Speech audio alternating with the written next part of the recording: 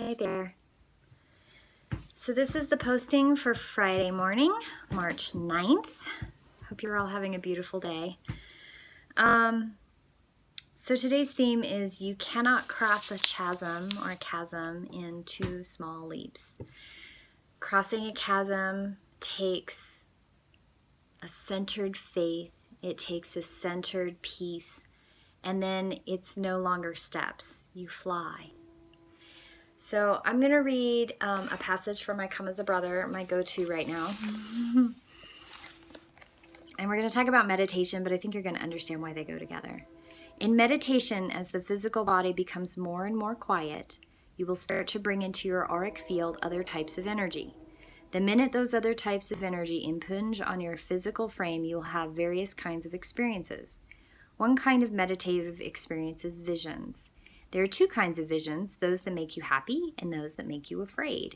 Behind every vision, however beatific or demonic, there is something that is trying to catch your attention. Usually it is some view of yourself that you're trying to bring to your conscious mind so that you can drop it. For example, when you have a negative dream or vision that is frightening or nightmarish quantity to it, fear comes pouring in upon you. These are the subconscious nightmares that need to be brought to consciousness. When this is the case, whether it be visual or a dream state, most of you will run away. I would ask you not to run from these visions. Part of your process is to bring this fear to your conscious recognition, and the more you look upon it, the more helpful it becomes to you. There is no such thing as an evil vision, dream, or nightmare. If you have repeated dreams that are frightening, be aware that it is your vast self trying to bring unresolved patterns to your attention. You have already lived through your nightmares. You have seen them. You have come out on the other end. They are not something that you have to continue to fear and run from. Okay, so the theme for today is you can't cross a chasm in two small steps. You want to get to that place of peace where you just fly over it. That chasm is your fear.